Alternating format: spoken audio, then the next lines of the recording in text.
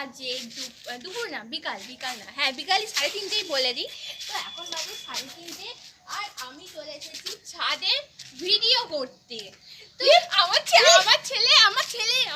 পড়ে উঠে আমার ছেলে পড়ে উঠেছে, তার জন্য আমি খুব খুব খুব খুশি। এই মাত্র কদিন আগে হয়েছে ছেলেটা,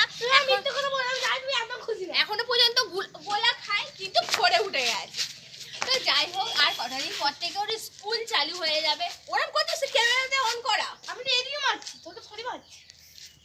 তো হ্যাঁ মানে আর কটা দিন পর থেকে ওর স্কুল চালু হয়ে যাবে, সেরকম ভাবে ভিডিও করতেও পারবো না। তো ও না ভীষণ ভীষণ জ্বালা, এত ভালো ছিল আমাকে কোনোভাবে ভিডিও ভালোভাবে করতে দেয় না। যা ভিডিও করি সব ভিডিও আমার নষ্ট করে দেয়, ওটা আমি করতে ভালো লাগে। যাই হোক দেখো, খাওয়া দাওয়ার পর ছাদে চলে এসেছিলাম ভিডিও করতে, ছেলে আমি আর তোমাদের দাদা ভাই ক্যামেরা করে দিচ্ছে। তো আমার যে ভিডিওগুলো তোমরা আমার যে ভিডিওগুলো দেখো, আমার বড় ভিডিওগুলো যারা দেখো তারা অনেকেই কমেন্ট করেছো, আপু তোমার এই শাক রান্নাটা খুব ভালো হয়েছে।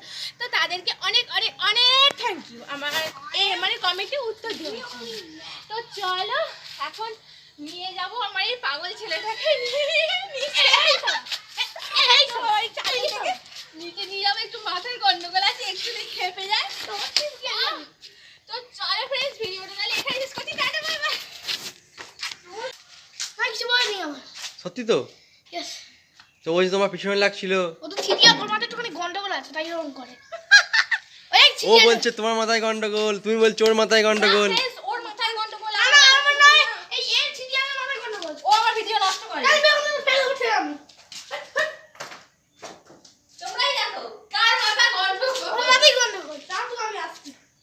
তো টাটা বাই বাই, এখনের মতো সমাপ্ত।